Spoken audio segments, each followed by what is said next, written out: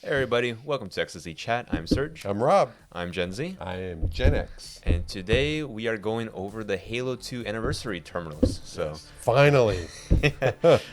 we did the same for Halo Combat Evolved after Rob completed the game. And of course, since Rob recently completed Halo 2 anniversary, it's time to dive into the terminals to get a little bit of additional backstory as to what's going on. Finally. I've been waiting for this.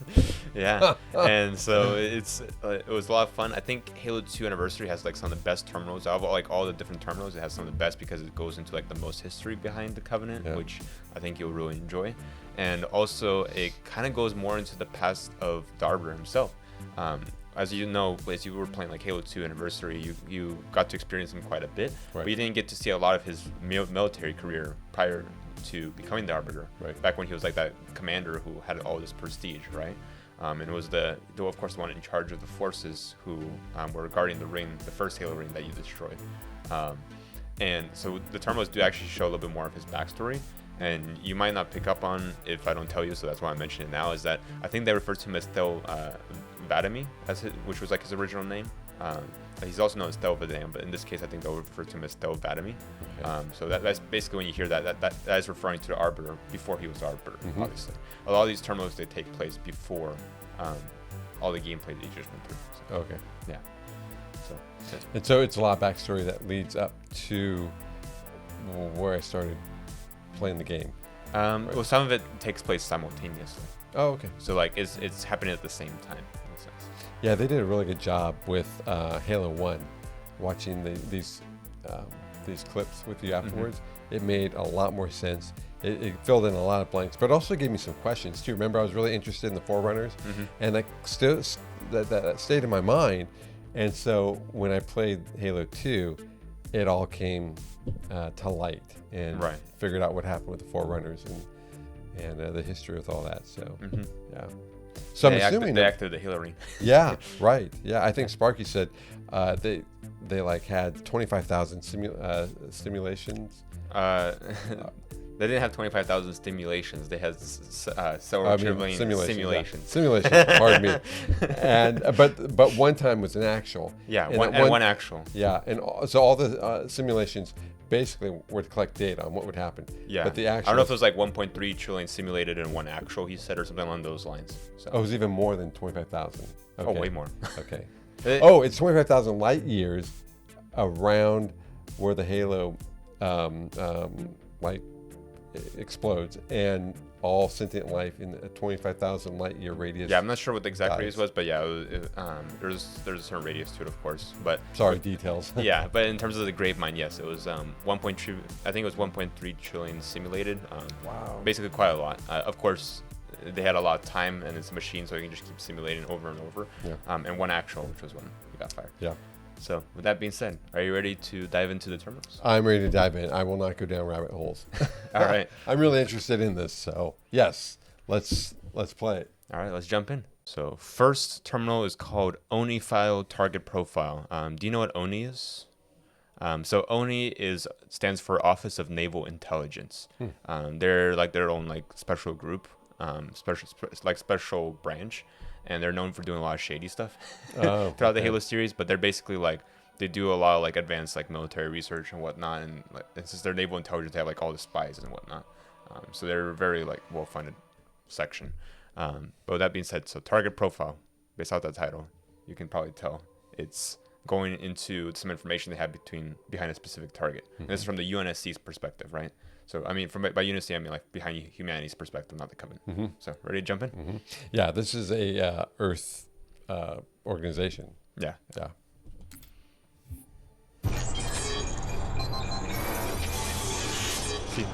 Pursuant to Office of ONI Retrieval and Acquisitions Inquiry of 26 September 2552, the following is a target profile of Thel Vadami, Supreme Commander of the Covenant Fleet of Particular Justice, compiled by Lieutenant Commander Locke.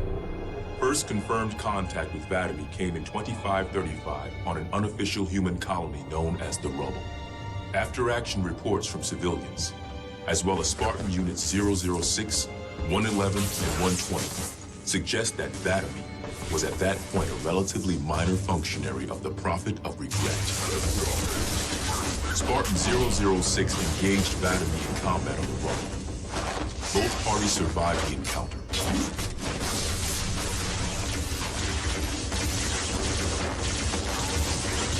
Shortly after 2535, the UNSC first encountered the newly formed Covenant fleet of Particular Justice, now led by Vladimir.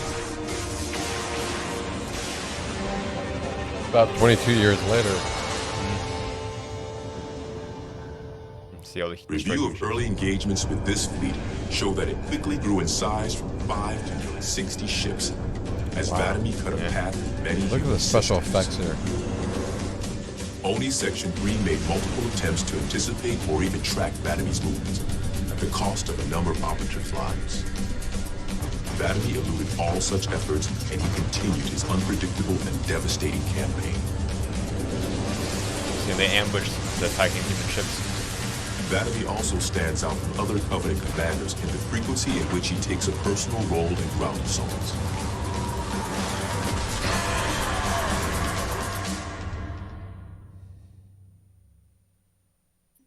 Here we go. Wow. That's the first terminal, Rob. So Target profile. That was really cool to see his background. And so it looks like when he was a functionary of the Prophet of Regret, that was about 22 years prior to him losing Halo to Master Chief. But one thing I was confused about, when there was that fight between him and the other Spartan, that wasn't Master Chief. That was a different Spartan. Yeah. Okay. Yeah. Wow. Yeah. So that took place in the past, and you know who Vladimir is, of course, right? Yeah, it's the Arbiter. The Arbiter, before he became the Arbiter. Right. As you can see, he was very deadly. Like, he was a very strategic tactician, so he was really good at what he did, and he was just obliterating human colonies and ships all over the place. Right. I like how they point out how he not only was good at what he did, but he stood out because he would fight on the ground. Oh yeah, he took personal. The frequency in which he went on personal, like, ground attacks, and, like, with his troops and like boots on the ground, when he could have just destroyed everything from space in the safety of his ship. Yeah, his command center, and just be done with it. Right. Interesting background. Yeah, and we're actually gonna get some more background on him. All right, let's ready play. to dive in some Yeah, I want to dive in. All right. You've been holding me back for too long. Oh, I'm so glad we're doing this finally. Pretty exciting, huh? It is. I've been waiting for so long. And I swear, okay, you get a little temptation to not Google it, but YouTube it, right? I didn't at all. I didn't even do a search, but there's so many times I wanted to watch this. And I remember I told you I wouldn't, and I didn't. But I'm glad you didn't, because now you get to experience it on camera. Yeah. Yeah, a lot of people would kill to go back and be able to experience this for the first time. Yeah, I mean, this is so revealing. Like, even just now, learning about the Arbiter, our Thal Vladimir. Yeah. Big background, had no idea. Yeah. And I've been telling you all along. Are we being recorded? Yeah. Or okay. But I can cut this all out. Oh, that's okay. But I've been saying all along to Serge that the story it's an incredible story. So the game's been fun. But even here, it's been drawing me in so much more with the story. Yeah, I think it does a fantastic job. And there's lots of video games that also do a great job of telling their stories, which hopefully I get to introduce you to quite a few of them. Yeah. So, yeah. Well, let's do it. Let's do it. So, pulling up the next one. So we have another Oni file. This one is called Honor Bound. So let's jump in.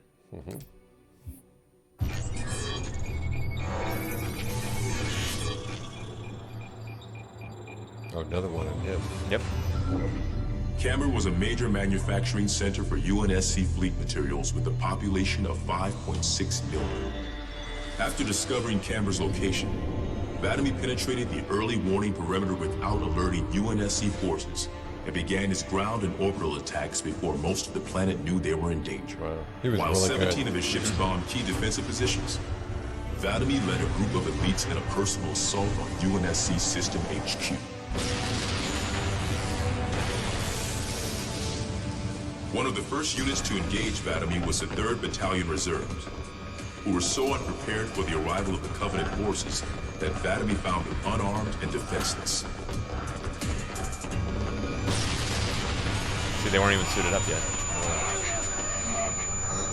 In an unexpected display of what appears to be honor, Vatamy allowed the Third to finish gearing up before engaging them in combat. For the sport of it. Yep. Elites While we've had are known for being multiple honorable. reports of a strict system of honor and ritual behavior followed by the elites within the Covenant, this is the first recorded example of such honor being shown to human opponents. But even given the chance to defend themselves, 3rd Battalion losses were complete. Wow. Vatamy continued his campaign across many human systems, culminating in his most devastating blow against the UNSC at Reach.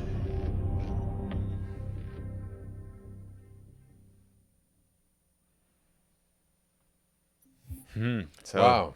there's So this guy was an amazing commander. Yeah. He was, like I said, he was a brilliant tactician, and as you saw, he was able to like decisively lead that assault and basically attack the planet before they're all caught off guard, including the HQ, the headquarters of the UNSC. So, and this was the first recorded example, like you mentioned, of basically the honor being shown to human opponents. Elites, each race has like its own attribute, like its own kind of associated personality. So for example, grunts, they're associated with cowardness. Right. Jackals are associated with greed. They were actually formerly many of them were like pirates, so they would have their own ships and they would like be very greedy and they'll raid other people, like not like other races, right? Or within their own race, even though they would steal from each other as pirates. And then there's brutes, who are known for just being super aggressive and pretty dumb. And then there's elites. Elites are they're known as their whole attribute is like being honorable warriors. Like they're swift and they have a sense of like what is fair. And so in this case, they could have just killed all those guys without them being while they're unarmed, but to give them a fighting chance, they held themselves back until everyone was armed, and then they went and killed them all. So it's kind of interesting how each race has its own associated personality trait or like attribute. And of course, the San Shayum, aka the prophets. Yeah. Can you guess what theirs is? I guess religion or high master intelligence. manipulators. That's what they're known for. And so that's a race. So I only saw 3 of them. Oh, no. The 3 prophets, but then in the audience, there were a lot more of that There's race. more. That's right. That's Yeah. right. I forgot about that. Yeah. And what are they called? the San Shayum. San Shayum. So basically, each race has its own like actual name to it, like genealogical. I don't know if genealogical is the right name. Like for example, for humans, it's like Homo sapiens, right? Same thing for those. The names that we give them, like grunts, elites, those aren't what they are known as. That's more so names that humans have given them in a sense. Like that's like kind of like the way we term them. So for example, grunts, they're actually known as Unggoy. Elites are known as Sangili. Prophets are known as San Shayum. Jackals are known as Kigyar. Hunters, I forgot what it was, but brutes are Jirahale, I believe. And the hunters, I think they're like Megaloco or whatever. They're like these worms, the worm colonies. So, just a little bit of naming there. Megaloco. I can't pronounce it right. But yeah. So, you ready for the next terminal? Yeah, I sure am. Let's play it. Yeah, so next one is another Oni file. It looks, and this one's called Particular Justice. Now, did you pick up on what that means? No, The Fleet of Particular Justice. That's the name of Thel Vataming's fleet. Okay. So that's why he calls his whole fleet of ships. Remember, it grew from 5 ships to over 60? Yeah. So let's jump in. And Particular Justice is the name of the fleet. Fleet. Not the ship. Okay. Yeah, fleet, like his fleet of ships. Yeah. So. This is so interesting. See, Covenant Fleet. Vatamy's most recent and damaging blow to the UNSC was the fall of Reach. Oni has still not been able to fully determine how Vatamy located the planet, and once again, he caught us completely by surprise when his forces arrived in orbit and on the ground. Vatamy is responsible for over 1 billion total casualties and the loss of at least 7 human planets. Wow. His forces have defeated all UNSC counterattacks at the cost of 123 fleet vessels and over 23,000 personnel. And now with Reach lost, Oni and UNSC strategic AI report a 0% confidence that the Navy can stop Vatamy through traditional means. In the opinion of this investigator, Vatamy is the most dangerous Covenant military asset on the field. It's common knowledge that the Covenant have a significant technological advantage over the UNSC, but are sometimes inflexible in their tactics. This is not the case for Batman. That could be their weakness. We cannot predict what he'll do But not next, his weakness. but given time, we fear he will dismantle all remaining UNSC strongholds. This agent's recommendation: immediate termination. If humanity wants to survive this war, we cannot do it with that enemy on the field. Wow. So I suspect this is leading up to even the story of why he was chasing the Earth ships and how they ended up at Halo Installation 04. They're probably after him, and because he's like targeted enemy number 1, right? So, sorry, could you reiterate that part? Yeah, I think so. He's target enemy number 1. Right. And so we have bounty hunters, military, everyone that can, track him down. And I'll bet, I'm just guessing, when in Halo 1, when he chased them into Halo Installation 03 or 04, I'll bet that they were on attack, but he reversed it and ended up chasing them down. Yeah, because I was a bit confused at first. Because like, no, he wasn't the one who was running away. In Halo Combat Evolved, the Pillar of Autumn was on the run. Yeah. But yeah, so for that, I don't know if I can go into detail, but I'll just say no, that was not the case. Oh, okay. At that point, it was not what was going on. The Pillar of Autumn was indeed on the run from a certain conflict that happened, which you will find out in the future. So, cool. by the way, Cool. did you? Good. What do you think of like this example of like the planet that got destroyed? Yeah, so I had a question. It said he was responsible for the destruction of Over 7 Reach. human planets. Yeah, Reach was one of the main ones. And 1 billion lives and 23,000 military personnel, 123 ships. Yeah. Wow. Yeah, this so it's guy's pretty major danger. And it's pretty interesting because in the game you had no idea. To him, he was just like some other leader guy, but this guy is actually someone who's genocided quite a significant portion of the human race, right? 1 billion person lives. responsible for all those killed. Yeah. 7 planets. Yeah, and it was pretty cool how they showed Reach in this, which is the name of that planet. Oh yeah, so Reach. That's what I wanted to ask you about. Yeah, so Reach, the reason it was such a devastating blow to the UNSC, as he pointed out, was because it was actually humanity's like one of, if not the, I think it was the main, but if not, it was one of the main shipbuilding planets. So it was responsible for the manufacturing of UNSC vessels, such as the Pillar of Autumn and a whole bunch of other ships. So it builds ships like that, and it was responsible for basically delivering all that ordnance, all that tech to military. To reinforce the military, right? Yep. And so losing that planet meant we lost all those manufacturing yards. Right. Significant loss. Yeah. So it was like a key military thing. And now it's like, as you see, all the AI are like having like a 0% confidence in the survival of humanity. Yeah. And you saw, it even showed some clips there of Reach of like the city on the ground is getting glass. Glass is a term for when those Covenant ships, they burn the surface. And they're using these beams and they just melt everything. And so wouldn't it be a pretty surreal experience if you got to fight on the surface of one of those planets? Yeah, it would be. No, this is awesome. What a story. Yeah. Wow. How could you even keep this? So if I were you, I would have been really impatient. Me playing this for the first time, learning about it, I would have been like, I can't wait for you to, hear these stories. I think I would have been too impatient because this is such good stuff. Yeah. And there's a lot of good stuff ahead. As well that I have to show you, but I'm purposely, what I'm doing is like I curated this whole roadmap for you of you going through all the experiences in a way that makes sense, like chronologically, and just like I said, in a way that makes the most sense. So all this cool stuff that I want to show you, I can't show you until you've reached it.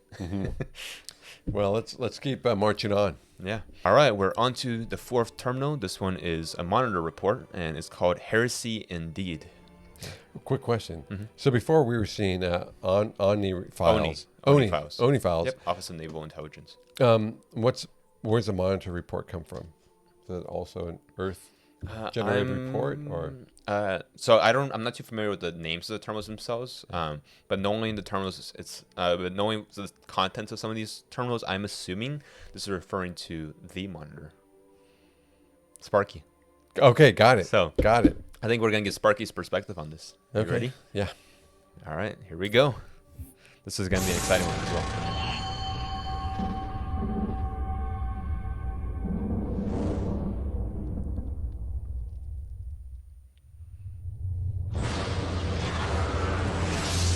Halo 04. Yep, installation 04. I think this might be a repeat of the one we saw at the end of the Halo Combat Evolved terminals, actually. And there's Sparky leaving. Yep. Master Chief is already further out. Yeah. Quite unacceptable. There I am. Yep. And the longsword.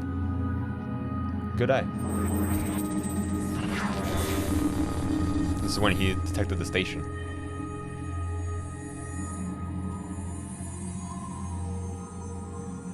Oh, so he's going to the Heretic. Well, Yeah. soon to be Heretic.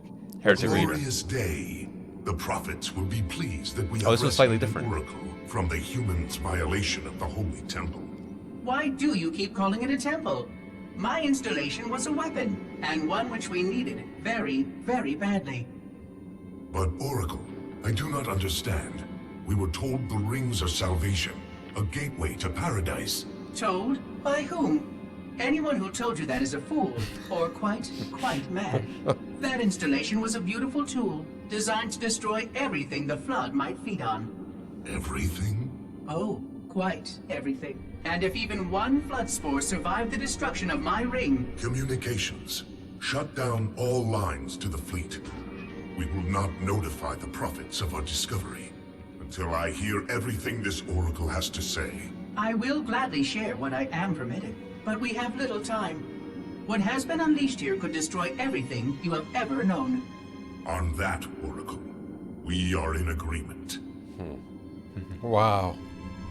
Huh. Pretty powerful. Yeah.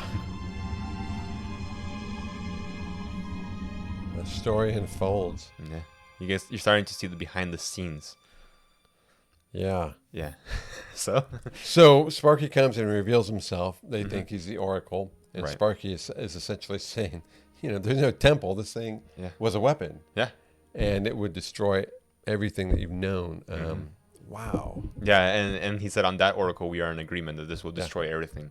And this conversation, when you put into perspective, it really is a revelationary one, the one that you're going to see more and more of now with these terminals, the behind the scenes, because it puts into perspective what was the message here is so powerful that the heretic leader, who of course wasn't a heretic leader until this all happened, he became a heretic.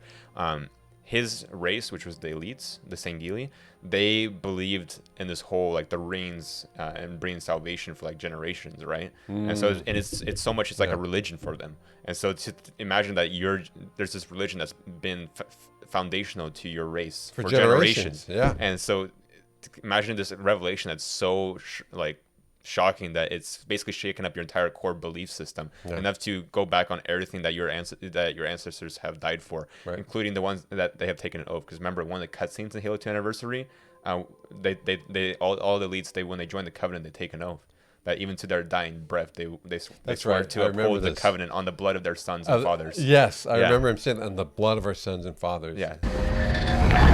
When we joined the Covenant, we took an oath. According to our station, all without exception. On the blood of our fathers, on the blood of our sons, we swore to uphold the Covenant. Even to our dying breath. Those who would break this oath are heretics, worthy of neither pity nor mercy. So they all take the pretty serious oath, and they all take that oath personally. Yeah. And this whole conversation, imagine how eye-opening it is. He's basically saying it's all hogwash. Yeah. And so he's like he immediately cut all connection to the fleet. Like he stopped communicating with them until he heard everything Sparky had to say. Are we gonna get any more backstory on the heretic leader? Because it's interesting that he even gave the time of day or the attention to the Oracle, or to Sparky, and just cut all lines of communication. I mean, something more is even going on with him. I think we're gonna see more of the conversation actually. Okay. In these terminals. So. Oh, well, come on, push that button. Rob's like, next one. You're holding back on me. See what he does? I'm telling you, man. So containment. Yep. So the next one is, and it's another monitor report. So ready to jump into containment? Yeah, let's do it. All right, let's jump in.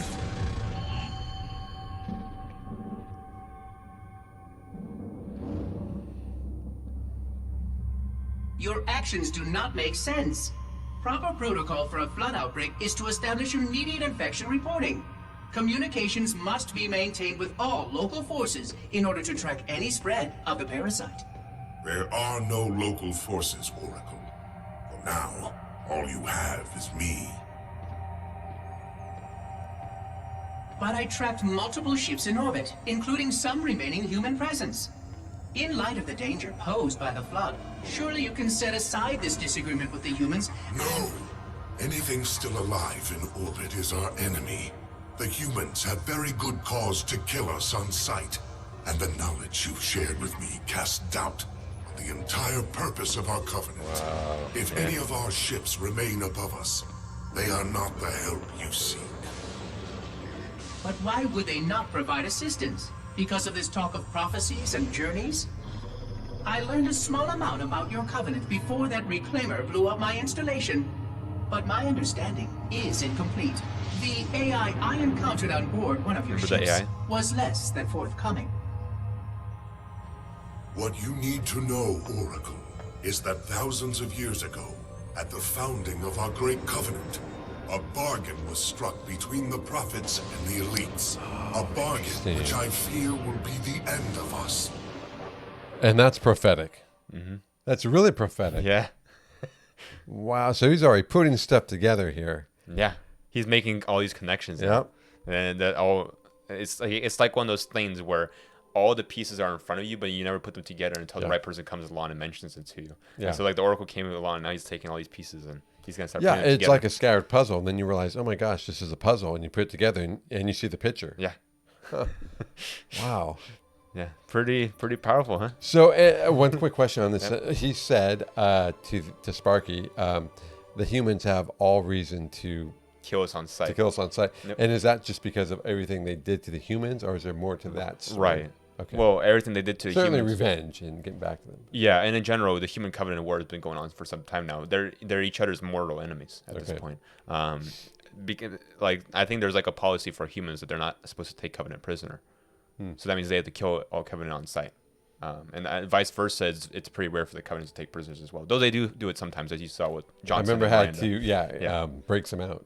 Yeah, exactly. Yeah, and those Marines you saw in the breaks. But yeah, so in general, they're hostile towards each other, so they obviously wouldn't. And then it was also interesting how he mentioned that I'm all you have, like because the covenant ships in orbit, they're also not our friends anymore. Yeah. So imagine being the guy who's in the charge of this station, like the heretic leader. It must be it's a pretty tough spot to be in. For sure. Because you are completely isolated. This small station with a small group of forces that you have are all that you have. Everyone's against you, humans and the covenant, everybody. Yeah. And of course, you saw the covenant. They were pretty quick about shutting him down as soon as he started putting out those broadcasts to everyone to try and tell the truth. Right. Because they wanted to silence him real quick. Right. So. But I think before we go to the next one, to end with this, it's remarkable how, again, he's putting together the pieces and realized, and how prophetically realized that they had, so the prophets and the elites had an agreement. Thousands of years ago. I think like 1,000 years ago. And it could be broken. No, he didn't say that, but he said that I fear this a bargain that will be the end of us. Yeah. Like he fears that it will break us in the end. So, ready to the next one? Yeah. And check this out. Push that button. Terminal 6. Next one is called Will of the Prophets, and look at this. It's a covenant record rather than a monitor report. Okay. So now the way he mentioned was about that bargain.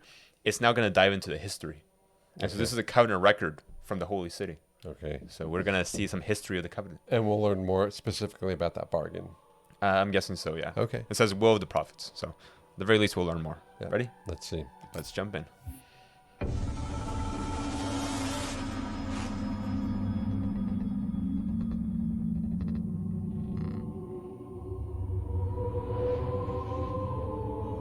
Oh, they're in the Holy City. Yep, this is the Holy City with the foreigner ship in the middle. Yeah.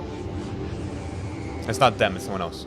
Regarding the history of the Covenant and its glorious founding species, the San Shayum and Sanghili, Prophets and elites. the record of punished deeds would not be sufficient without a word on the Arbiter. Not the consignment of shame that it is currently, but what came before. The legendary warriors of Sanghili past. This is their homeworld. Oh, look at that. Death everywhere. Yep. Long before the Covenant, the Sanghili ruled their world with pride and vigilance, surviving the perils of both land and sea. These were the arbiters of old, part king, part judge, warrior rulers, unlike any of which would follow. When we arrived on their frontier world of Olgathon, the cost of life was severe. Led by a mighty arbiter, the Sanghili resisted our entreatment with ruthless force, leading to decades of war.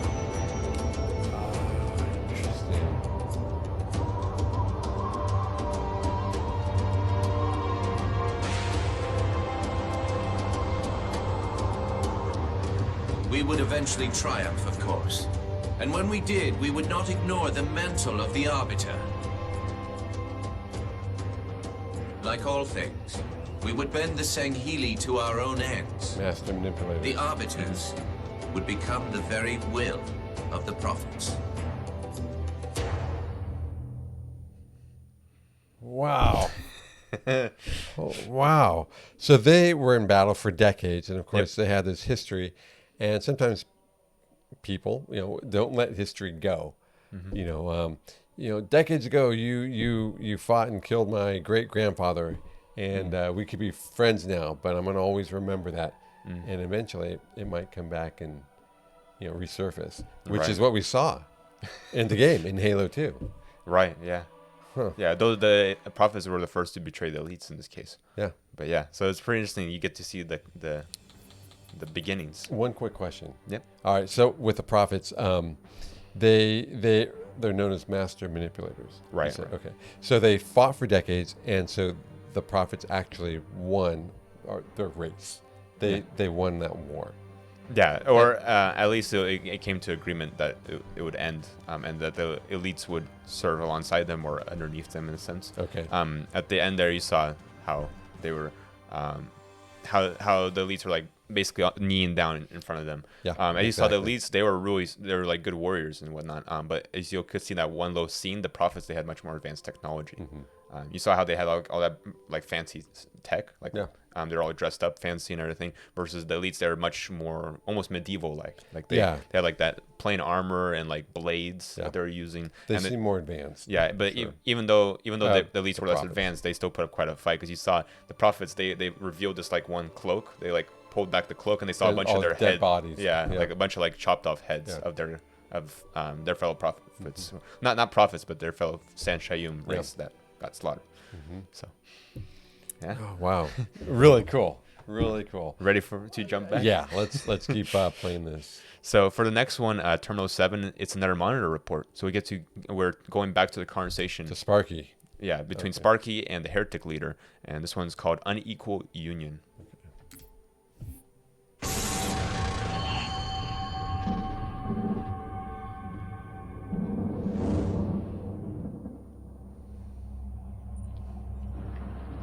For generations, our holy arrangement put the prophets in charge of religion and technology. The elites led our military forces to convert new species and find relics such as your Halo.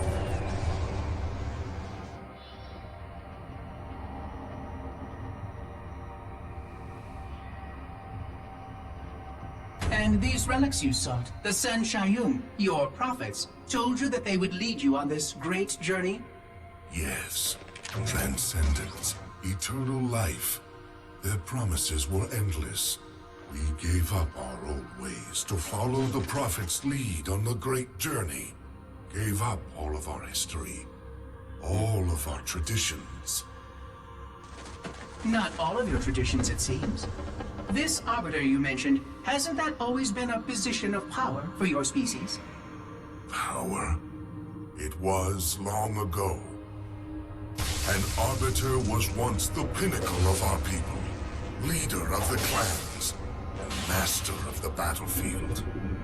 But then, an Arbiter committed heresy, and an example was made of him. Heresy? He challenged the word of the prophets. Challenged and lost.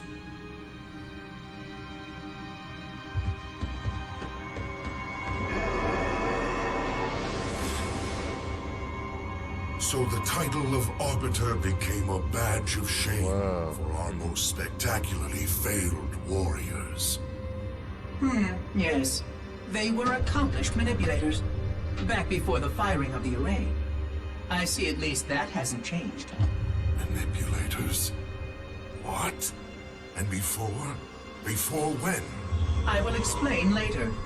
Right now, I want you to tell me everything you can of these arbiters. Wow. Okay, the array. And Halo array. The Halo array. Yeah. Okay. Yeah. Wow. So pretty interesting, huh? This is so interesting. This is a lot better than going to see a Saturday movie with a big bowl of popcorn. No, because this is, you're in it. You're a part of it. You're a part of the Arbiter and Master Chief. You're a part of this whole fight. Yeah. And now to see the history behind this. Yeah, it's a lot more personal, right? Yeah, for sure. Yeah, and it's interesting. Like the elites are basically they became like the main military soldiers of the Covenant at that point, right? They were doing all the fighting, and they're going and converting other species into the Covenant. Yeah, they were subduing other races. Yeah. Like, I would imagine the grunts, the jackals, and then forcing the conversion to what this Covenant was. Right, and the prophets, they got to sit back and be in charge of everything. They gave all these different promises of eternal life and like advanced technology and all these different things. And what's interesting he touched on there is that the Arbiter, it wasn't always a mark of shame. It used to be... It was actually a mark of glory. Yeah, prestige. They were warrior rulers. You're right. And they were like the most honored amongst their people. And then it became... An example was made of one of them by the prophets, and it became the opposite, where they were shunned by their people and became a mark of shame. I'm glad you brought that up, because as I was listening to that, I thought, what master manipulators. Right. Because they took really what everyone used to glorify and honor and look up to and respected to make it the most profoundly repulsive being, or elite of that race. I forget the name of that race, but Sangheili? Yeah. Elites are Sangheili. Sangheili. Yeah. So? And it's such an interesting way to take apart a culture, to take apart people's respect for what they had believed in their history for millennia. Yep. Yeah. Wow. Okay. Yeah. Let's keep going. All right. I'm excited to keep rolling with this one. So the next one we have is Terminal 8. It's another Covenant record. The Hunters. Taming the Hunters. Oh my gosh. So we're going to go into the history of how they were tamed and brought into the Covenant, right? Okay. These are the ones I can't stand. Remember, every time they showed up, I'm like, no, not again, please. Yep. Oh man, these ones were hard to get through, get past, and certainly to. And I remember what I mentioned to you before about them being basically a colony of worms. Yeah. And they formed together to make those hunter bodies. You're actually going to see that here. Cool. All right. Let's jump in. Yeah.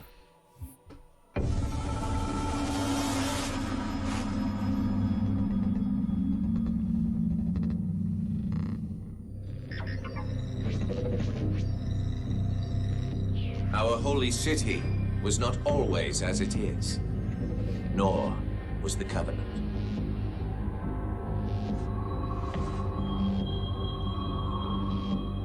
At one time, it was only San Shayum and Sangheili, but as we grew, and new species were added to our number, radical steps had to be taken. Our first encounter with the Let Golo was an effort in futility. That was hunter worms. The blasphemous creatures had devoured a Forerunner orbital, shattering its remains into 1 trillion pieces. What was left became the Rings of Te. As no conventional methods could purge the rings of their infestation, we sent one of our most faithful, an Arbiter.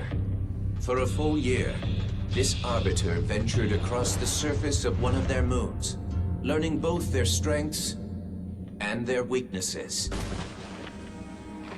It was there that we discovered the Let Golo's secret.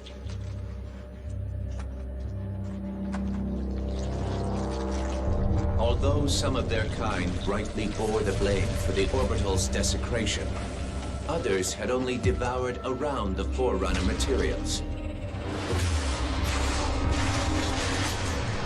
And with reasoning and much labor, these could be used to serve the Covenant.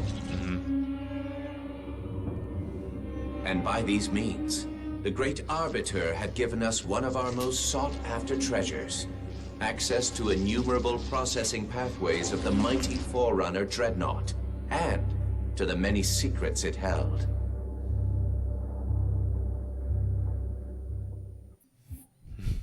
So the Forerunners, again, probably a human species. Or they look like it. I saw it in the first terminals. They look like they were in the form of, mankind. Might be human, might not be. What do you think? I think it was a Forerunner. And I still think there's some type of connection with them and the ancient Egyptian pyramids. So, do you think Forerunners are humans or not humans? I think they're not humans, but humans are descendants of Forerunners. Interesting. Yeah. Okay. That's what I'm thinking. Yeah. Based on the story. Yeah. I see. Yeah, and you saw it there in that one clip we watched, the hunter worms like come together and form the famous hunters. Yeah, that that's you really were cool. Always going against, and they look different because they don't have all that armor and the cannons that you're used to. So it's easy to shoot through them. Yeah. Yeah, like they did. Forerunners, again, real quick comment. Yep. So I think they're what we would consider Homo sapiens, right? Mm-hmm. But I think Earthlings are descendants from the Forerunners. They were foundational in an ancient planet somewhere else, and then migrated here. I think. Okay, I guess we'll again based on this story. Yeah. So I guess that'll be something for you to find out in the future. Okay. But with that being said, all right, let's play. Come on. You're holding me back. Let's see. So after that was Terminal 8. So Terminal 9 is another monitor report. So we get to see some more of the conversation between Sparky and the heretic leader. This one is called Divine Inspiration. Okay. Are you ready? Yeah. All right, let's jump in.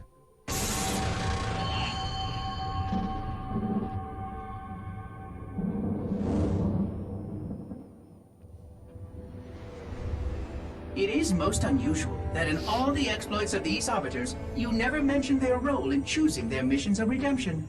There is no role, Oracle. Once one of our commanders becomes an Arbiter, he belongs to the Hierarchs. These Hierarchs, they are the same High Prophets who control all the holy relics you collect from my time? The same.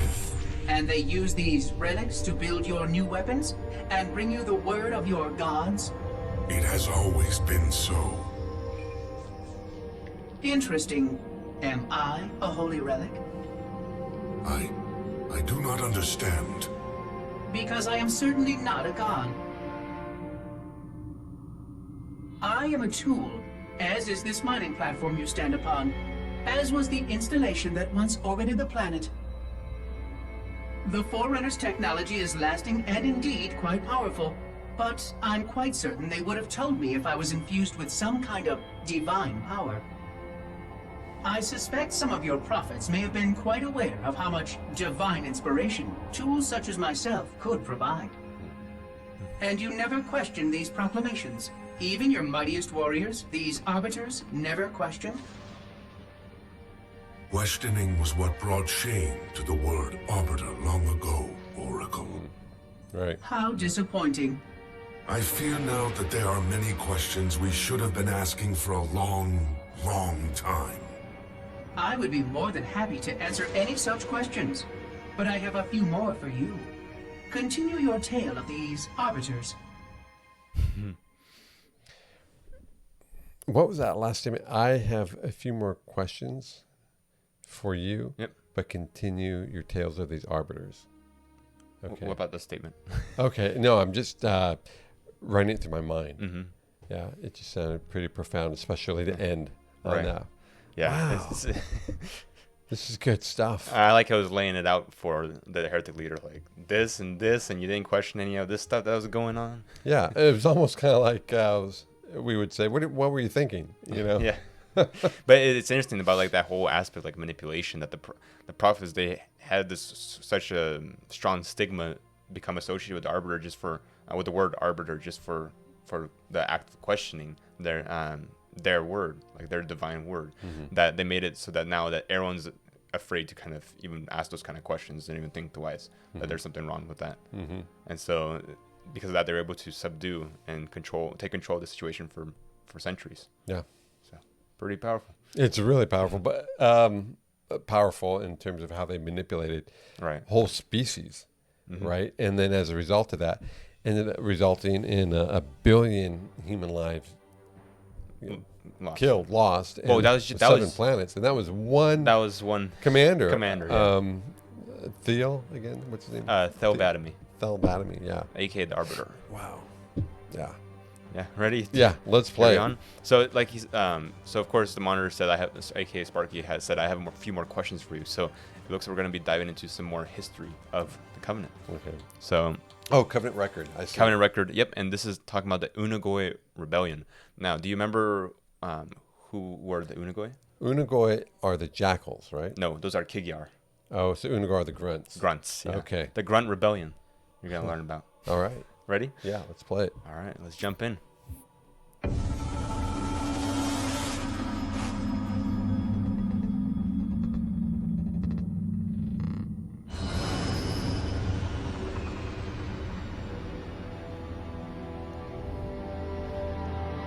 Whereas most species were grafted into the Covenant by faith or mutual beneficence, the Unggoy were not such. Their kind was brought into the fold by force, and it was by force that they were held captive. Their world had no prayer against our might and majesty, and their peoples were quickly laid low, many of them brought into subjugation.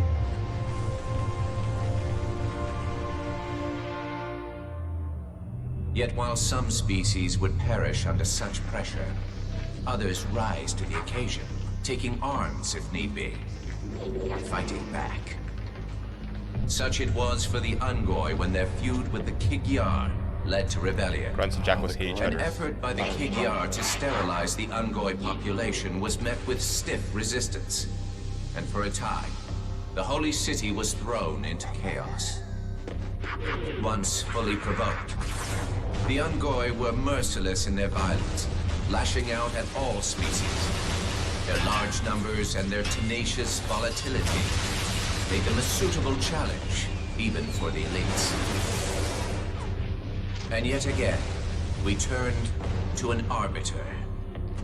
And with a ferocity unparalleled since the beginning of the Covenant, the Unggoy world would be reduced to glass. Those within the Holy City would be forced to watch, unable to stop what could have been the very end of their kind. The Unggoy rebellion was brought to an end by the Arbiter's hand.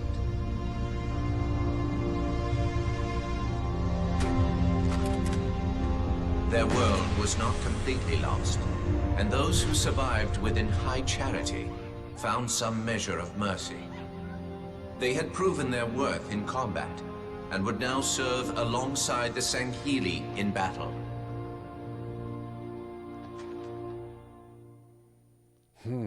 Yeah.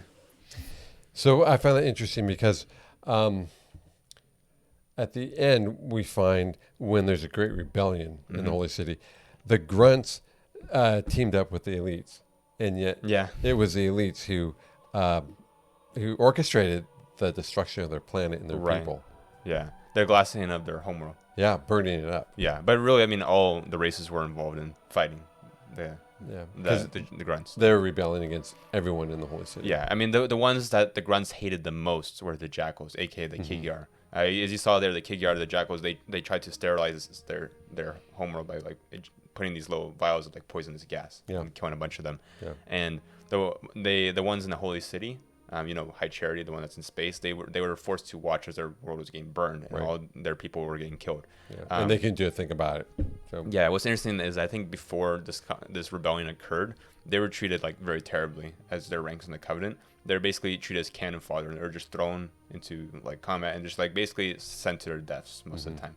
After this, they, like he said at the end there, they had proven their worth in combat and would now fight alongside the elites. That's right. And so now you would see in Halo, you would see like an elite leader, and then he would have a bunch of grunts surrounding him. And so that kind of formed their bond to where now elites and grunts would fight side by side. Yeah. And so whenever you fight the elite, so you kill the elite, and then the grunts will go fleeing off to the sides. Right. Yeah. Yeah. But interesting how you pointed that out. They earn the ability to fight side by side with them instead of just being sent to their death like cannon fodder. Exactly. Yeah. And they're what's surprising is they're like pipsqueaks, but as you saw there, they actually did put up quite a fight. Yeah. They're able to multiply very quickly. They breed very fast, and they have a large number of themselves. And once they're fighting all together, they can overwhelm whoever they're fighting. So. And one more thing about the masks. So they have to breathe. They have a different gas they breathe. They breathe methane gas. Methane gas. Okay. Yeah. So they have these backpacks, as you see, and they walk around those backpacks. They provide gas to their gas masks. Okay. So yeah. Interesting. Huh. In some of the Halo games, you can actually shoot off their backpack, and you'll see the green gas leaking out as they're suffocating to their deaths. And they suffocate. Yeah. Wow. Well, all right, let's go. All right. Any other thoughts or questions for me? No, I'm just into this. Okay, let's play. I'm just any questions that you have, feel free to bring them up, and I'll answer them to the best of my ability. And so will people in the comment section below. All right, let's play it. All right, ready to go into the next one? I sure am. Let's do it. All right, Rob. So next we got Terminal 11 Monitor Report, Age of Doubt. So we're gonna go back to Sparky and the Heretic Leader speaking. Are you ready? I'm ready, but I have to say real quick, I got to tell all of you, when we were not recording, Serge asked me, hey, so what do you think so far? And I said to him, it's like watching a really good movie. I'm excited. It's really, these terminals are incredible, right? And the story is just fascinating. And I said to him, but I'm kind of feeling bummed. He's like, why? Yeah, why? Because I know it's going to come to an end. Yeah. It's like being in a movie theater and, this is such a really good movie. It's a 2-hour movie and you wish so much it was like a 4-hour movie, right? Right, yeah. So I'm just thinking, oh, no, let's just keep going, but I don't want it to come to an end. Yeah. Unfortunately, there's only so many videos. Yeah, I know. I know it probably sounds really kind of silly, but these are just really good. Yeah, they're well done, aren't they? Yeah. And I like how they give you more backstory. What's going on. A lot of backstory. It starts to fill in some more of those details for you, so you get a better idea of the universe. Well, do you remember I think it was Halo 1, I was asking the question. It was interesting how the Covenant was made up of these different races or species. Yep. And I was wondering, how they come together. How they come together. Yeah. That question is getting answered. Here we go. Exactly. So, ready to enter the Age of Doubt? Let's enter the Age of Doubt. All right, here we go. Come on, Sparky. Educate us.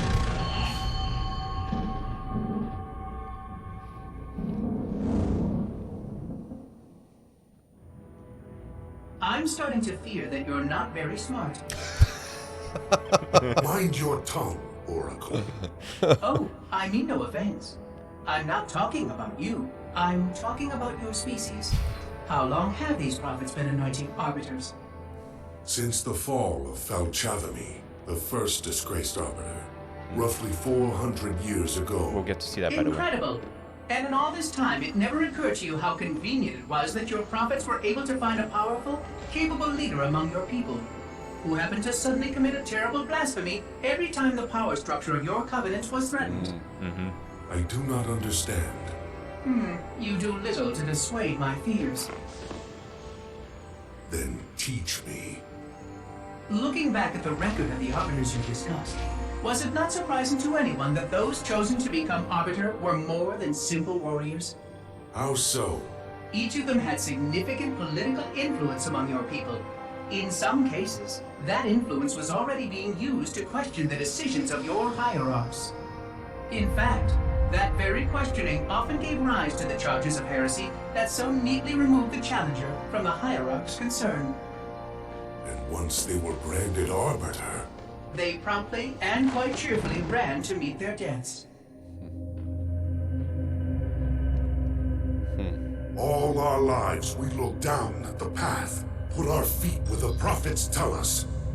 All our lives spent convincing ourselves of the truth of our covenant. Could all of it truly have been wasted? Let's hope not all of it, for we have a great deal of work to do. The flood is still out there, so I require a cooperative reclaimer to enact proper containment procedures.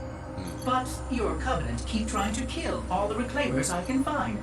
All this bickering is quite a deadly waste of time. Right now, the most important question we can ask is this. Who could break this hold the prophets have over you?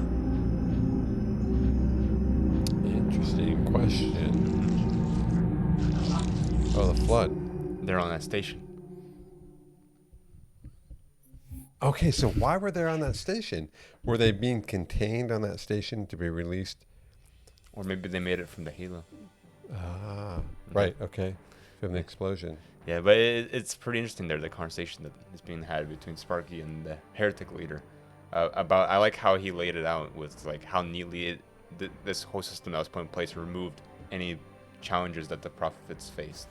Like any time an elite was gaining lots of influence among his people, and it was becoming like dangerous to the politics, they like branded him as arbiter, and he promptly and cheerfully runs to his death. Willfully, cheerfully, yeah, yeah, goes to his death. Yeah, and it's interesting because then you can, when you hear that, it draws a parallel to the current arbiter, right? Absolutely, I was thinking that. Because we just saw all these different reports from the Office of Naval Intelligence on how much of a strategic asset he was, like how powerful he was and how much influence he was gaining. He quickly, he was like one of the youngest to achieve the title of shipmaster, and he grew a fleet from 5 to 60 really fast, and he was like genociding over 1 billion humans.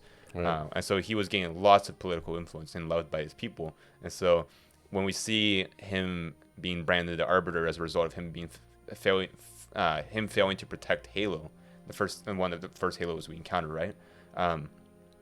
It's less so that reason that they wanted to make him the arbiter, but more so because they see that he's gaining political influence among his people, and so they want to keep neatly him subdued. Yeah, and neatly get rid of him. Yeah. Yep. And they keep send his him power in check. Yeah, and they send influence. him. And throughout the game, as you're playing as the arbiter, you're getting sent on all these perilous missions that are like suicidal. In many cases, you should have been dead. Yeah. But it wasn't working, so the arbiters decided to speed it up, and they sent Tartarus to get rid of you for them because you weren't dying fast enough, and they wanted to get rid of you. Well, and he was so good. Yeah.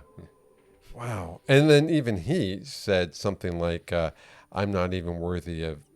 Although I'm on my knees, I'm not even worthy of their presence, of being in the presence of them. Yeah, when he was in the mausoleum of the arbiter, all their dead bodies. Yeah. So he had completely drinking the Kool-Aid. Yep. As had most of them. Yeah, right? For sure. Yeah. Interesting. Wow. And remember, they said that the first arbiter, I think they said roughly 400 years ago. Yeah. That question of where are the prophets, and they actually showed a glimpse in the earlier terminals we watched where it showed the arbiter who questioned their will. It showed him lying down in a pool of his own blood next to another elite. You saw that? Yeah. That is actually something that you'll get to see. That in the future. Conflict there. That conflict. Okay. But not now. You won't see it today. Halo 3. Even after that, it'll be part of a series that we watch in the future. Some of you guys might know which series I'm talking about, so you actually get to see that conflict. So I'm glad you brought that up because I did have that question I forgot about until just now. So when those two bodies were in the pool of blood, one was an arbiter and one was an assassin sent to kill him. Okay, and they killed each other basically at the end there, or at least that's what it seemed like. I guess we'll find out when you watch it. All right. But that's bring later it back, down the road. But when we bring it up, bring it forward. Yeah. Like, bring me back to that. Yeah. I'll bring it up when we come back to that point. Okay. So I like I said, I have this whole roadmap paved out for you. So 10 years of a roadmap. Yeah. He's got a 10-year journey. Yeah. Oh yeah. I joked to Rob out. that I have 10 years of gaming content already planned out for him. I thought he was joking. Not just Halo, but I mean like other games as well, obviously. Yeah, I thought he was just joking. And after I'm having my experience now, and he's listed these games, I'm like, no, he wasn't joking. He's serious. Like I pulled out like a spreadsheet of like 80 something games. I'm like, Rob, no, we do have a lot to go through. So get ready. I need to win the lottery so I can just spend time on this. Yeah. All right, ready to jump into the next one? Yeah, let's do it. All right, so we have Terminal 12. It's a Covenant record, so we get more history of the Covenant. This one is called the Great Schism.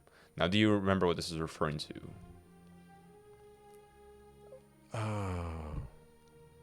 I remember them talking about. So it's interesting. It's also a historical religious term, schism, or schism, and that was with the Catholic Church about 1,000 years ago. Yep. And that's why you have the Orthodox Church and the Catholic Church. You have anyway, not to go into all that history, but it's interesting they use that terminology here with the covenant. Yep. And they have this religious type of manifest with the Great Journey and all that. So I'm really curious. Yeah, so you actually experienced it, I think.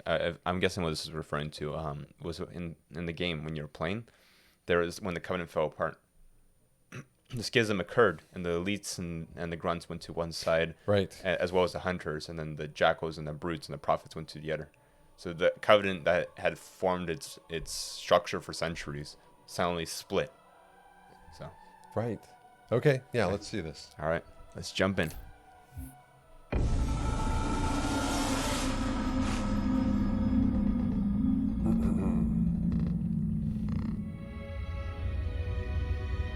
The history of the Arbiter is one of both legend and infamy.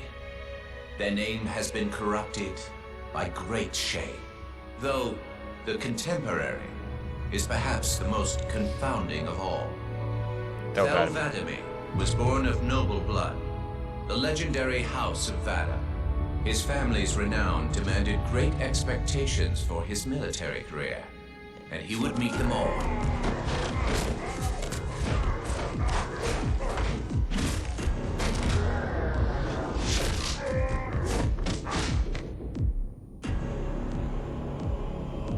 One of the youngest to achieve the status of shipmaster, and one of the youngest to gain the rank of Supreme Commander. In our campaign against the humans, few have risen to renown as Vadami. World after human world, all laid low for the sake of the great journey. But then came Halo. Shame unto shame.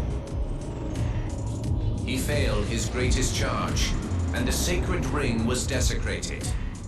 By such disgrace, Thel Vadami became the Arbiter.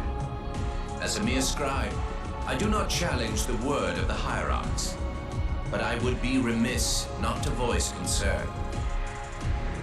This Sangheili should have been put down, publicly slain as an example to all of our prayerful expediency. With the discovery of a second ring and the changing of the guard, all things are in jeopardy. Will this Arbiter remain loyal?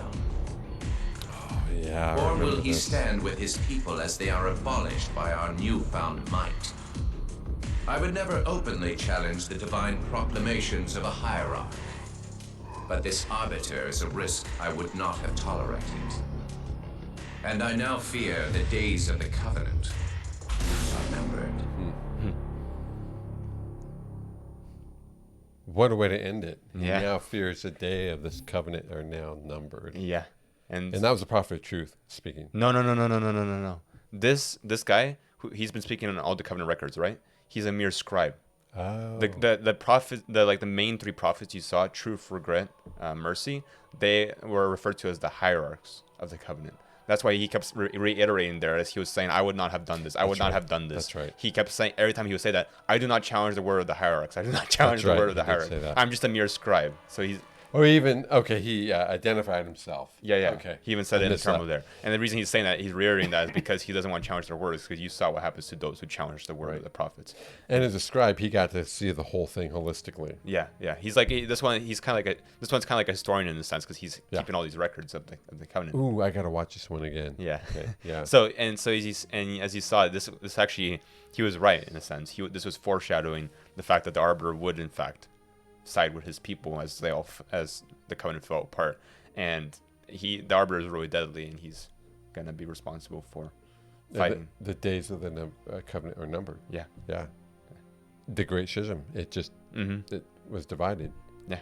A great civil war there. Wow. Pretty cool. Really cool. Huh. Yeah, I have to watch that one again. All right. Well, for now, shall we move on to the next one? Let's move on. All right. So that was the Great Schism. So the next one is Terminal 13, a monitor report, false journey. Are you ready? Sparky. Okay. All right. Here we go. Not the Great Journey, false journey. False journey. As I'm guessing between Sparky and their heretic leader, as always.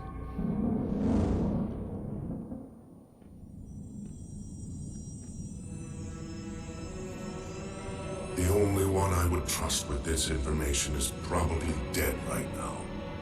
He was commander of the fleet that brought me to the system. Thel Vadami was his name. But after hearing you tell of the destruction of the ring, I cannot believe that he still lives. His orders were to secure the ring, to prepare it for the arrival of the hierarchs. Vadami never fails in his duties. Pillar of Autumn. If the ring is no more, then Vadami must be dead. Duty can indeed be a dangerous virtue. But even if he did live, wouldn't this sense of duty make him quite unlikely to set aside his allegiance to the prophets? Perhaps not. And he would never betray our people. No. If we were able to just speak to him, explain everything you have told me. But no, these are futile hopes. If he did live, and if he was returned to the High Prophets, they would most certainly punish him for the destruction of the ring. In fact, he would be the exact kind of leader the hierarchs would make arbiter. Yep. They would need someone to blame for the loss of the ring. His influence within the fleet grew with every one of his victories over the humans. And if he did become arbiter? Then he would be lost to our cause. Without the knowledge you've shared with me, he would obey the prophets without question. I doubt he would even respond to his former name. I don't know what it would take to overcome, but as you say, we don't have time to ask such questions, and Vadami is almost certainly dead. If all your hopes rest on him, then I fear for the future of this galaxy. As do I, Oracle. As do I. But I will begin our fight. Make others aware of the lies the prophets whisper in our ears. And soon, we will find more who will take up our cause. Wow. Yeah, pretty powerful, huh? Yeah. Yeah, and so I see it's kind of, we're inching a lot closer to current events. Right. You know, what we were doing. Yeah, and of course, it's pretty interesting at the end there, he's really setting himself up as a martyr, because we know that we later end up killing him, and he said, I will do what I can from now to just spread the word and make people aware of the lies that are whispered in everyone's ears. And it's pretty interesting because, like, the Arbiter is basically like his friend. The Arbiter, or was his friend, right? And he admired him, looked up to him. He recognized him, saying he's the one. Yeah, and he was the one who brought him to the system. Yeah. The heretic leader who was in charge of the station, he was stationed there by Del Vadami personally. And he was like all excited, maybe we can reason with him. But then he realized when he like starts to rationalize, he realized that he would be the exact type of leader to be made the arbiter. By the hierarchs. And at that point, he would be completely lost. Follow them without question. Yeah, because of the brainwashing condition that happened. And it's pretty interesting because when you encountered the heretic leader in the game, you had none of this context, none of his backstory. Right. You had no idea, and now you see how much more fleshed out his character is now that you've seen the terminals. Yeah. So. I'm just kind of curious. So what was your decision in having me watch the terminals after playing the game instead of before, like without having all that knowledge beforehand? The terminals, when the game first came out originally in 2004, the terminals did not exist. Oh, so I was playing it as people did initially in a natural way. Right. Got it. So the people did not watch the terminals beforehand. They saw the terminals much, much later once the anniversary edition came out. I think it was 10 years after the original release of the game. Yeah. So for over a decade, no one saw this.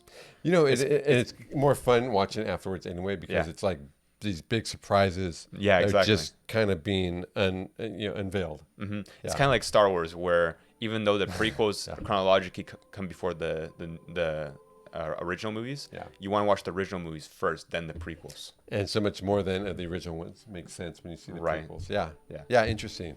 Yeah, no, it's cool. I was just curious. Yeah. Your thought behind that. Yeah, so it's more of like a chronological decision. I think most people would agree that this is the right way to watch. Is that you want to first play the game, then watch the terminals that come afterwards.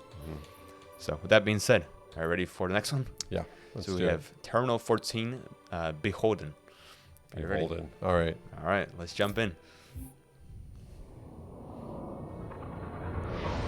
Meridian. Okay.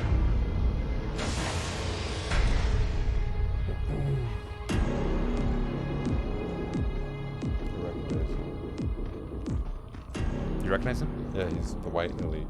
Activate the Kindler. This is a different elite, actually. Make haste. We have little time. I think it's just a generic elite. This is Spec Ops elite.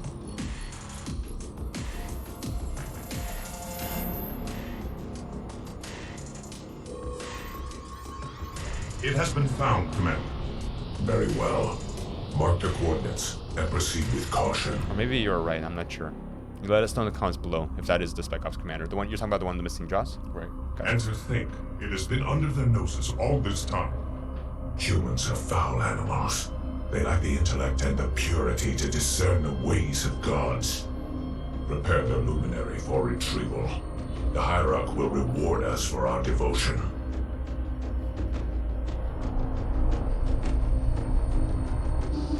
Well done, Commander. Do you know what you found? A luminary hierarch. A divine instrument. It is more than that, Commander. This is the one spoken of in the prophecies. It lights the sacred path.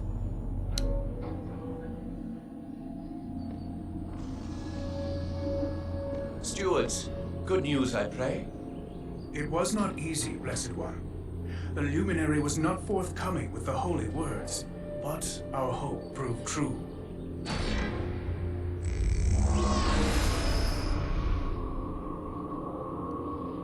The sacred rings. Halo. And not Halo alone, High Prophet. It also told of this. The final home of the Forerunners, and the creation of the sacred rings. The Ark. By the gods. It is glorious. The stories were true. Where did the gods hide such a treasure? It lies far beyond the borders of our galaxy, accessible only by way of portal. The one portal the luminary spoke of was here. The Forerunners called it Erde Tyrene.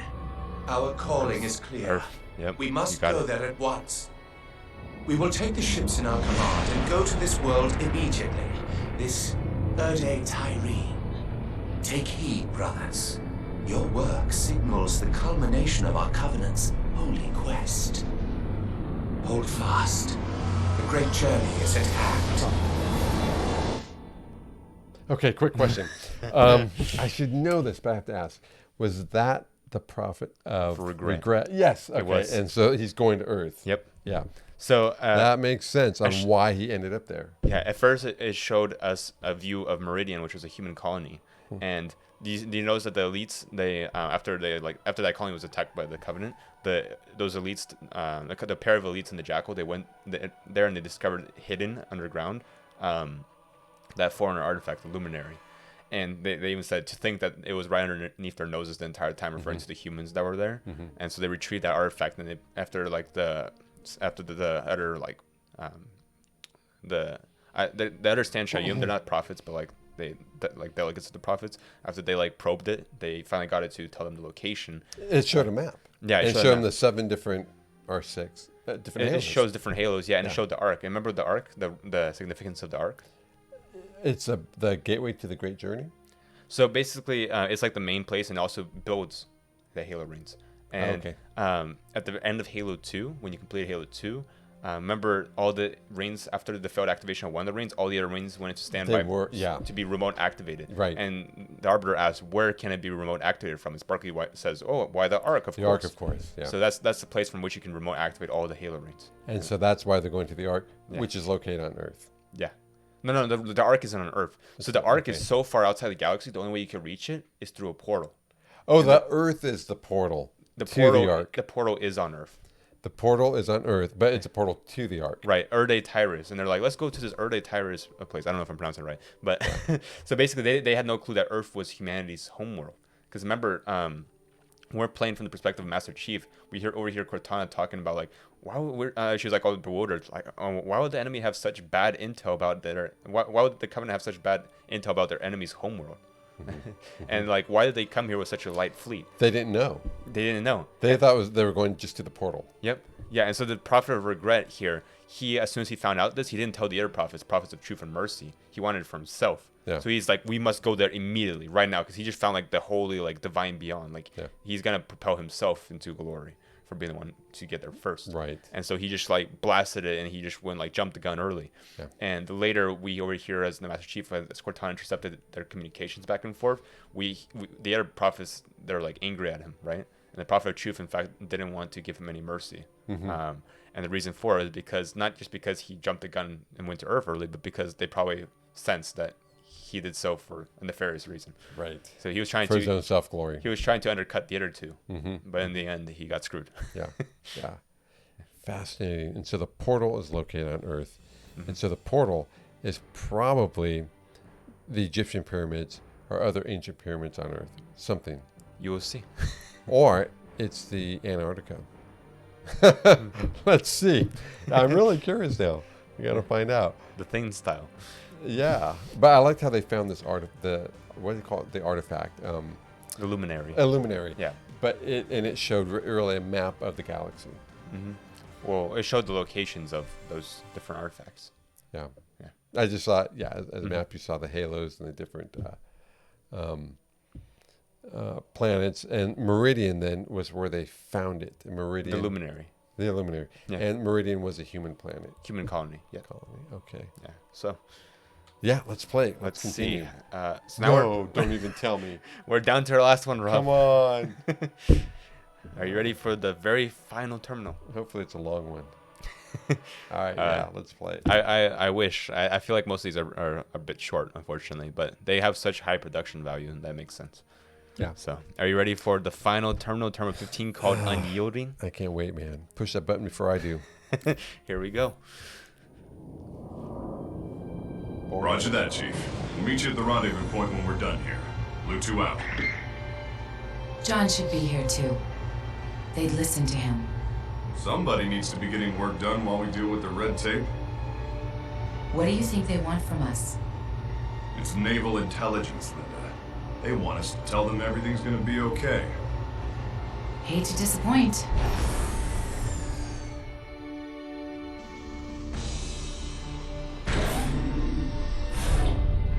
Blue Team. Where's the Master Chief? He asked that I answer the Council's questions. Sir. We've been reviewing your report.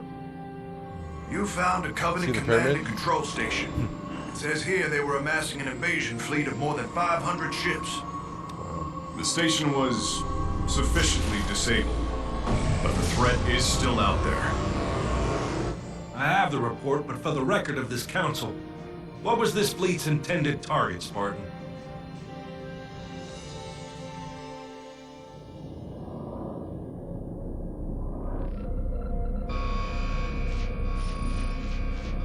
Station Control, can I get confirmation on probe Charlie 319er? Looks like it might be a faulty reading, but... Alert, alert, alert, alert. This can't be right. C319 is active and functioning properly. Station! Alert home fleet immediately! They found us! The Covenant! They found Earth! Wow. And that leads into the start of Halo 2. Yes. Yeah. I was just realized that, and that was it. But this was near the planet Jupiter, so they still had a little distance, and they could signal Earth, and Earth can kind of begin to get ready for their arrival. I didn't quite catch that, so I'd have to go back and take a look. Okay. But this was, like I said, it was leading right into there. There's a few things that might have thrown you off there. One was Blue Team. It showed Fred and I think Linda there, if I'm correct. And basically those two, they're a member of Blue Team, which is Master Chief's team. Okay. So they're other Spartans. And Linda, you showed me, we saw in, I forgot, it was Halo 1 or Halo 2, but we saw that there are female Spartans as well. And Linda's a female Spartan? Yeah. Got it. Yeah, male, female Spartans. I think we saw, it was in the one bay of the Pillar of Autumn, you saw there was another Spartan. Yeah. And hers was malfunctioning, like there's something off with her vitals or whatever. Right. But yeah, so right there you saw them, and then I saw you point, look, the pyramid. That's actually Oni's symbol, the Office of Naval Intelligence. And it has that pyramid, and it has an eye on it. I was just gonna say too, the eye, that's significant, and that's how I saw it. The Office of Naval Intelligence, they always have an eye on everything. They're always in the shadows and spying on everybody. Interesting. So they're an organization that I believe is responsible for some technological advancement, like and like in terms of like machinery and whatnot. The Spartan uniform and all that. So basically they do some unethical things, but at the same time they also have some contributions to the war effort, right? Yeah. That is what they're dedicated to. So. Right. Yeah. When I pointed that out and you didn't bite, I thought, oh, maybe I'm just making a big deal out of nothing. But I think there's something there. Yeah. So it's a portal. Yeah. Anyway, wow. Okay, so when do we get to see the next set of terminals? I know the answer. And after you beat the next, oh my gosh, next several Halo games. Several. Yeah, because Halo 3. What about levels? Levels? Yeah, quite a few. I don't know the exact number. Halo 3's terminals, I don't think we're gonna go into because unfortunately there's no videos for them. They're just like a bunch of text and it's gypped. Yeah, a bunch of text, and I didn't find it personally very interesting. I found it a little bit confusing, so I don't know if we'll do those. But we will definitely do Halo 4's terminals, which are back to this kind of video format, where it goes a lot more into it. Okay. So you have that to look forward to. Just a quick thought. Yep. How about you Google, maybe the company came out with terminals for 3, and you don't know that. No. I'm saying the terminals for 3. They're just text. They're just text. But I mean, maybe they came out with terminal videos. No, I would have definitely known. Would have definitely known. Okay. All right. No, thanks for showing me these. These were interesting. They were fascinating. They were so informative. Yeah. Yeah. What do you think were like the main takeaways for you from these? Like, what you found most eye-opening or interesting? There's a lot. I mean, where to begin? What I find so interesting is again the different species and how they came together to form the covenant, and how the prophets species just completely manipulated all of these races, and they're just basically they're puppets, right? What I found fascinating is how they subdued the elites. The elites were these incredible warriors, fearless warriors, and because of technology, it seems that the prophet species won over them, and then took them under. And remarkable again, the story is how they manipulated them to take their greatest warrior, the most coveted ruler position, and then the prophets turned it into the greatest position of shame. Yep. And yet, in order to my terminology here, kind of to get a feeling of redemption, to redeem themselves of whatever mistakes they made, they would then walk into their death as an arbiter, willingly, cheerfully, saying, I will walk into my suicidal battle, or whatever it was, on behalf of the prophets who were completely lying to them and manipulating them. Although I don't know yet if the prophets are really, if they're self-deceived. I think they really do believe in their religion, but they're also using it as a method of structure and control. Right. Yeah, and doing some exaggeration at the very least. Right. Yeah. So. And I'm also thinking. Sorry to interrupt, but I'm also thinking of the heretic, and if you could have only gotten to Vladimir. Wait, to who? Vladimir? No. Tell Vladimir. Oh, you're like Vladimir. Vladimir. Okay. Vladimir. Sorry. Yeah. Vladimir. If he'd only gotten to him, and then as he's realizing, if I could just get to him, and I thought it was just so interesting how he processed that whole thought of it. He couldn't anyway. Yeah. He just knew exactly how it would all play out. Yeah, exactly. Yeah. And it really changes that one scene where you fight him and you kill him. Yeah. Because now you have this whole other perspective. Totally. And I guess I'm glad I watched the terminals as all of you did in the beginning. At the end, after being played, because had I seen it beforehand, I don't know, I would have had a really hard time as the arbiter trying to kill out the heretic. Right. I'd be saying, "Come on, brother, let me tell you the truth," or "I'm here to listen to you, and let's both, rebel." Yeah, really interesting. Now you were really frustrated with him when you had to fight him. He kept killing you over and over, and you're like, yeah, and you're like cheering as you killed him, not knowing that you just killed a martyr. Right? Yeah. And he had those two hollow drones. Hollow drones. Yeah. That was really cool. But back to the whole set of terminals here, just really interesting. Wow. Yeah, I love that I they watch did this. Them again. I hope they do more of these in the future. I always found like the video format with like the story and everything to be really interesting. And now you can see why at the end of Halo 2 for your prize I chose that set. This is so cool. Yeah. So this was Rob's prize for being Halo 2. You can go check out at the final episode. So I have the heretic here. Yep. The arbiter here. That's not the arbiter. Oh wait. Well, that's there's a heretic. The arbiter is in the banshee. If you want to see the arbiter, you got to turn the other way. See? So there's now the gold elite is getting into the heretic banshee. Gotcha. So the gold elite is the golden heretic elite, and then the heretic leader is the one holding the 2 plasma rifles. Yep. And then we have the arbiter at the very bottom corner. There we go. So you might want to move it a little bit closer to the camera if you want them to see. Yeah. So there you go. Isn't this neat? Yeah. He totally surprised me. I had no idea I was getting this. Yeah. It was a fun surprise. It was. And I figured this out would be perfect because I knew we were about to dive into the terminals and we're going to get the heretic leader's backstory fleshed out a lot more. Yeah. As well as the arbiter.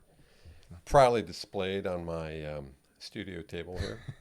Alongside Rob's prize for being Halo Combat Evolved as well, where he got a piece of the Halo ring from destroying the first Halo. Not the first Halo, but the first Halo he encountered. I got a piece of the Halo ring, and I got an actual piece of Halo itself from space. Right, the rock. This guy, I'm telling you, man. Oh, I liked my rock, though. Yeah. We got some good photos of that. Yeah, we did. Great times with this. Thanks for taking me through this journey and sharing these stories with me. The only thing is, I want more. Right. Well, I'm glad I got to take you through this, and that I get to be the one who's guiding your Halo journey and experience. And I've been trying to, like I said, put everything together as neatly and succinctly to make it the best experience possible. Yeah. So, no, I'm having a blast. Yeah, and we have more fun. more stuff coming up this week. With the next thing we're gonna do is we're gonna check out some funny lines. So, okay. For Halo 2, so we get to listen to some funny dialogue. You know, I gotta say one more thing to all of you watching. What I'm finding interesting is, many of you watch our gaming and you're enjoying it. And I'm glad you're enjoying it. I can tell by the comments. Thank you for leaving comments. They're really cool to read. But I thought when I was starting this whole gaming journey, I thought, are people going to be interested in watching this? And so what I found is, I go back and I watch some of our videos, some of the first ones, and they're really interesting. I'm having fun, and I'm thinking, oh my gosh, I cannot believe I did that, or I can't believe I tripped up here. And anyway, it's fun, it's funny, and I get a kick out of even going back in a way to kind of relive how I was learning it for the very first time, because it was completely brand new. It's pretty neat, isn't it? It is. Yeah, and I remember, because I like to watch some playthroughs as well.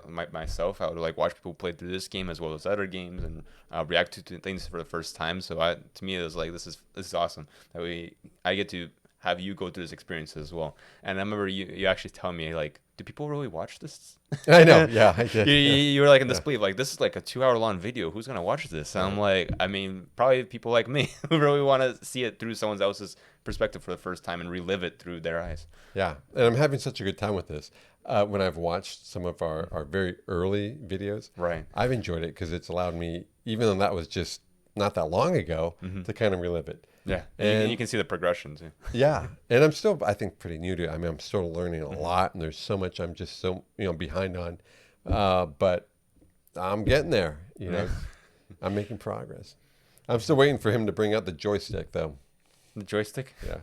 See, that's an ancient controller. It's an ancient relic. He doesn't even know what it is. Yeah, I think actually both of these are kind of referred to as joysticks now. Oh my gosh, the left and right stubbies. Yeah. Well, you know how technology gets smaller and more compact. Yeah, like your phones, you used to have like this big brick phone that's like half the size of your head. Yeah, but now you have this nice little like contraption that is much more convenient, fits in your pocket. Fits in the palm of your hand. Yeah.